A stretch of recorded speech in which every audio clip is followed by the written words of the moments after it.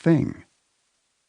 Intrigued, I continued to dig and found 7 times in the Bible where this beautifully uncomplicated phrase occurs and cuts through all the confusion and chaos of these modern times. One thing takes our worship to a deeper level and ushers us toward a simpler and more joyful faith. When fear, anxiety, and information overload threaten to rob us of our peace and purpose, these one-thing principles refocus our minds and hearts on what's truly important.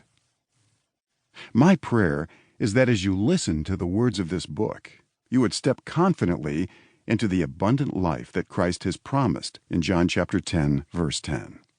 Not a life marked by stress and anxiety. I'm convinced that centering on these one-thing scriptures can reduce our burdens and eliminate much of the current confusion in our lives. In the chapters ahead, I want to explore them one by one. Are you ready to get started? Let's put everything else aside and get down to the one thing. Chapter 1. One thing to seek. One thing I ask from the Lord, this only do I seek, that I may dwell in the house of the Lord all the days of my life, to gaze on the beauty of the Lord and to seek him in his temple. Psalm 27, verse 4. What do you desire most in life? If Aladdin's genie were real and you somehow obtained his lamp, giving you the power to make a wish, what would you ask? You don't have to say the noble answer of world peace, but if that is truly your heart's desire, I wouldn't hold it against you. Many of us would ask for wealth, which would enable us to have the house and the car we've always wanted and to take luxurious vacations. Who wouldn't want that kind of financial freedom, right? We might ask for happiness, for good health, or for our family to get along. Now, you may be thinking, hey, according to the classic tale, I get 3 wishes. But I just want you to try to narrow down what would be your number 1 desire above all other things.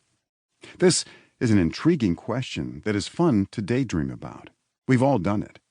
And the truth is, whatever your request would be reveals a lot about what is inside your heart and about what you think is the key to being content in this world. William Randolph Hearst was at the helm of a media empire in the late 1800s. He was running the San Francisco Examiner newspaper by age 24, bringing the formerly failing organization back to life by upgrading its equipment, inventing yellow journalism, and hiring the best writers of the time, such as Mark Twain and Jack London. Later, Hearst purchased 2 New York publications. One of them had been owned by his rival, Joseph Pulitzer. By 1897, Hearst's newspapers had won the circulation wars with a combined distribution of 1.5 million.